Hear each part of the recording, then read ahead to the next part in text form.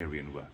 He co-founded Islamic Relief in 1984, which has since grown into one of the largest and most respected humanitarian organizations in the world.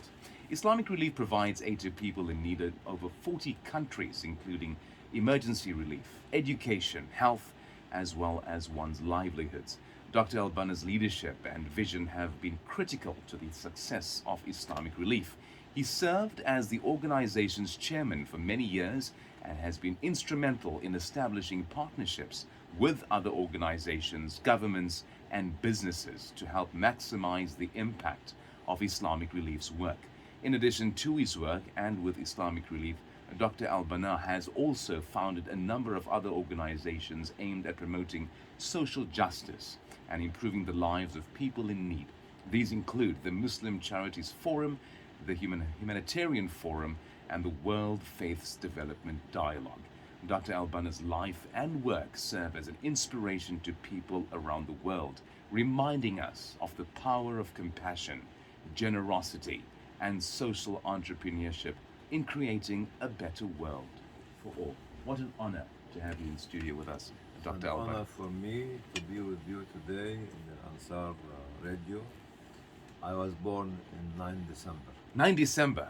Gave me the wrong information. and I'm a doctor, not a dentist. Okay, no, where I got this information from, and I it's- just it's- no problem. All right. Too many Hanirman. No Too, problem. yeah, too many cooks for the broth, as they say. But Jazakallah khair for joining us. I think the most important aspect is that you are one of the leading founders, the co-founder of Islamic Relief in 1984, and it's been what 30, 40.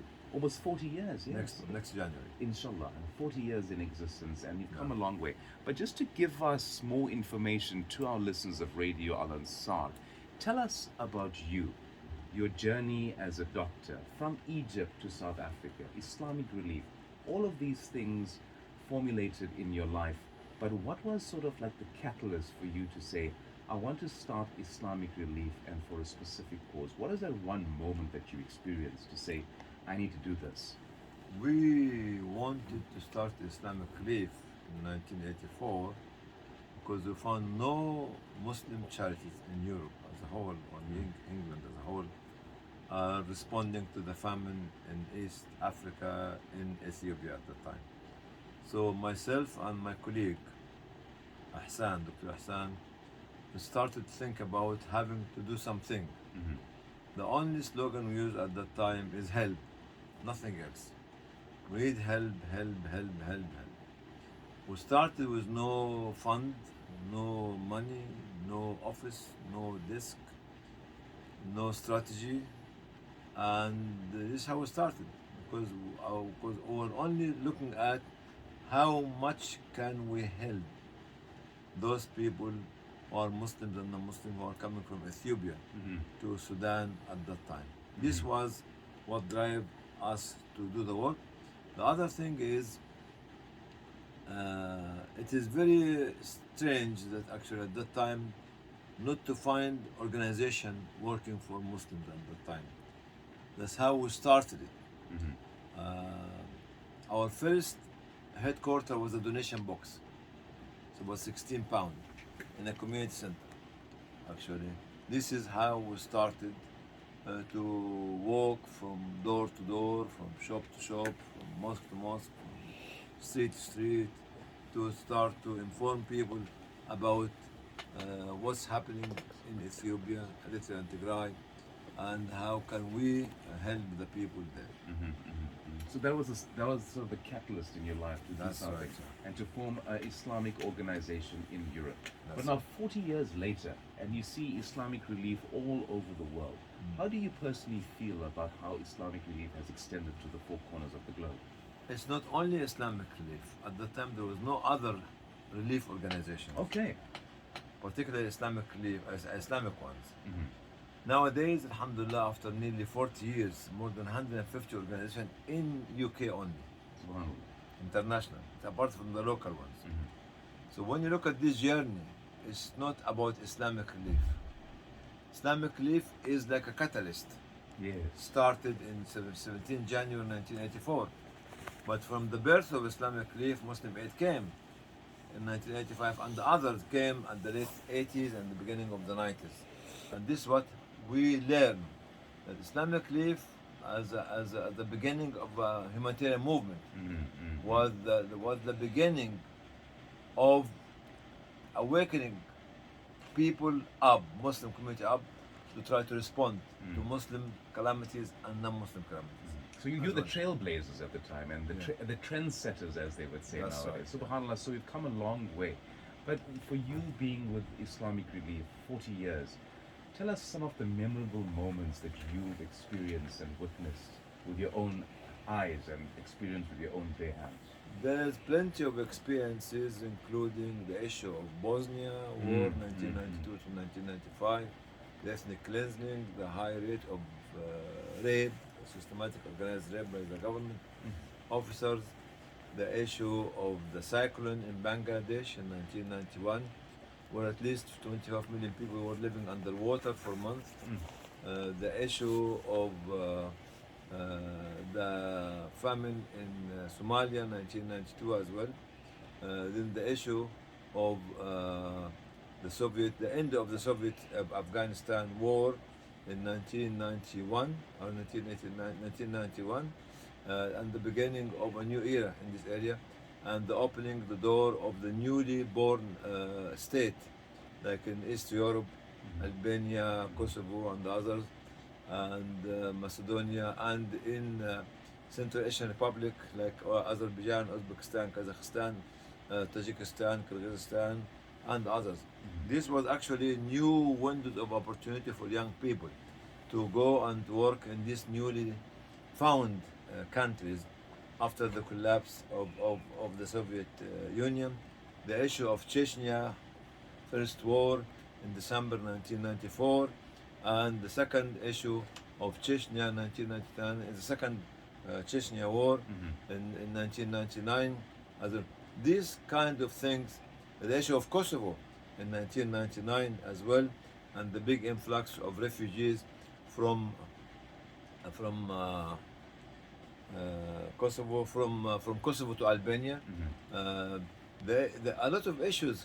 The issue of Iran earthquake in 1991 as well, which actually responded very well and very swiftly to the plight of the affected people of Iran in 1991. Then the second Iran earthquake, which called BAM earthquake, in 2002, 2003. And then the issue of Iraq.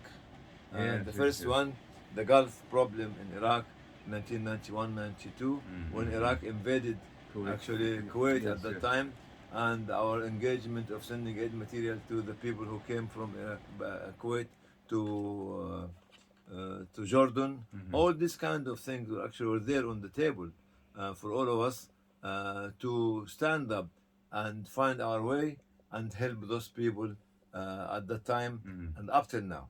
Absolutely. And now, obviously, coming closer to today's day and age, we had the Turkey earthquakes in Yes. Syria that took place. We also got the sort of atrocities that took place in the holy month of Ramadan in Palestine. Now, how does Islamic Relief get involved in those kind of calamities and tragedies? And explain to us what happens on the ground. Well, during the earthquake of Turkey, Islamic Relief had offices inside Syria as well as in Turkey, and responded swiftly with a full program to respond to this 6th of February earthquake in both countries, actually, but mainly more to the Syrian side because there's no Syrian government in this area which have been affected by the earthquake, while there's a stronger government, Turkish government in the other side. Islamic Relief is operating there for the last 12, 13 years in both countries, in Turkey and in Syria. The issue of the conflict in Yemen, I did not mention this conflict in Yemen, unfortunately, which is going on for the last 7, 8, 9 years now. Actually, in the Islamic Relief is agent of World Food Program, or distributing thousands and thousands of tons every year to hundreds of thousands of Yemeni in different parts of Yemen. All this kind of trust building by Islamic Relief over the last 40 years led the international organization or the United Nations or the European Union or certain European government and the American government to put hand in hand with Islamic Relief and ask them to operate or support them their operation in the most difficult area. Now, you must be managing projects on massive scales, especially providing relief in international countries, especially those desolated areas as well. But I'm sure you must have been commended by politicians and world leaders. What has been the relationship with you, Islamic Relief, with world leaders, leaders of countries, politicians, and how has Islamic Relief provided some sort of inspiration to many leaders and countries to provide the same sort of needs to communities and the people at large? See, Islamic Relief has been decorated by the British establishment. First time the OBE of the Operation Man had been given to me in 2004. Okay. Then after that, Jangir Malik. Then after that, Wasim Yaqub. Then after that, Saleh Saeed.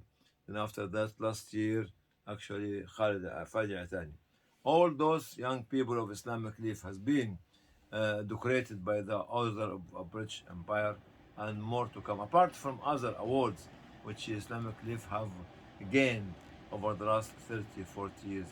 Next year is the 40th anniversary of Islamic Relief, which will be on the 17th of January 1984, inshallah, where people will look at this long journey, which was not an easy journey. It was a very tiring journey, very difficult journey, very challenging journey. But actually, we have to start it and to not to end it, maybe to pass it, actually, to the generation to come. That's why we are very interested nowadays in Islamic Relief, is to empower the younger generation, including men and women. Now, given the fact that we are living in the 21st century, we have been bombarded with social media, all those new technologies that have come to the forefront. You personally, do you think that the mediums and the platforms that we have these days is beneficial to organizations like Islamic Relief? And do you think that the Muslim communities around the world have become more aware of what we should do for those people in need? To be very honest, there's a lot of people coming to the humanitarian sector. Some of them are amateur, don't know what to do. But because of social media allowed them to swim right, left and center and to raise funds easily, so they are actually occupying the space. Yes, yes. This is number one. So be very, very, very careful to any donor who actually sees somebody hot-headed and say that I can do first. Nothing called in humanitarian work is first. When I went to Turkey, to Antakya on 14th of February this year, actually people were asking me, I want to go there. I went to Antakya, the city, nobody. City of ghosts, city of spirits. Nothing, nobody there. Nobody there. And why you travel all the way from Africa or from Asia to go to this city or to take a photograph? Photograph of what? To drive a truck? Truck of what? Yeah. Save the money and be logic. Yes, yes, Okay? yes. And think logically. That's why I put off many young people from traveling, but still they did not listen to me, because the people who give them the money are forcing them to take a photograph with what? In an empty city. I saw some wasted material, actually, whether food or clothes, in the middle of Antakya. When I went there, you know who was in the city? The security, the military, and the rescue workers, and some member of the family of the people who are waiting for the body of their beloved ones to be excavated from underneath the rubble. Nothing else. And for kind of things like this, it does not need emotion only, or somebody jumping on a plane, or jumping on a car, or jumping on a truck. It needs logic, because any money given to unexperienced individual actually was very good in actually portraying something on social media could be wasted. So everything was just a facade. It was all an act. Some of them, yes. So one must be very careful who they give their money to and who they donate Definitely, to. definitely. So that's a good tip to our listeners here this afternoon. We've got about a minute left, Doctor. What words would you like to share with the listeners of Radio Al Ansar this afternoon about giving back, the importance of it? Invest in media, invest in research, studies, invest in advocacy, invest in making films, drama, okay? Because drama changing the mentality of the people. Actually, our people do not believe in that. And invest in protecting cultures. Invest in creating a new philosophy of thinking. to protect the people there. It's not only food and water and clothes. Please, donors, for God's sake, enough is enough. People are using big organization to produce research papers, to change the international laws, and to change the status quo of our societies. And while we are sitting still, giving some baskets of food or touching the head of the orphan, yes, we need to touch the head of the orphan while we are doing the research, while we are doing the drama, the documentary, the history. Nobody talk about the history. Great noble people and role models from the humanitarian sector. Nobody knows about them. Even I was in the school this afternoon. People, young children, do not know who is Khwarizmi. Khwarizmi is the one who invented algebra and the search algorithm. Algorithm is the one. Where is your telephone? Give me your telephone. Okay, this one guided by algorithm. Yes. All the But algorithms. Yes. the artificial intelligence. Even see now all the The, Islamic the golden age. artificial intelligence. And the what do you call it? The Father of metaverse. robotics. Yes. Where are you? Yeah. They don't know that. They didn't know this. They don't And teach our us this. ulama Yes, or yes. our people only money to go for food or for sponsorship or school bag or Eid dress. That's it. So would you safely say that our Muslim communities throughout the world are going backwards instead of forwards? It's not going backward. They're static. Static. Stagnant. Not backward. They're stagnant. Stagnant. We want them to go forward. They're only staying in one place with no Training is not on the agenda. Yeah. Capacity building is not on the agenda. Yeah. Connection, networking, communication, partnership is not on the agenda. Every one of us, not everyone, a lot of people would worship the logo because they have the ego. The ego, I am the first. I am the best. I am. Shaitan. Whatever it is. Shaitan is taking control of them. But Doctor, we thank you so much for joining us. I think very powerful words. To end it off to our listeners there this afternoon, Doctor gave you some wise words. Invest in media, invest in research, invest in making content that will be beneficial to the youth and to all History, History is documenting. important, yes. So we must know all of our Islamic history. If you haven't read about the Islamic Golden Age, read about it. It's amazing. The father of aviation, the father of robotics, the father of algorithms, algebra, chemistry. We accelerated in this, but they don't tell that story because why do that? You know, we want hunting for the name or fame. We're hunting on providing the education, and that's what Islamic Relief is doing as well, providing inspiration. We have the co-founder of Islamic Relief. It'll be 40 years in January 17, In age. 2024. You are 21 forever, Doctor. No, at 22. 20, oh, so maaf.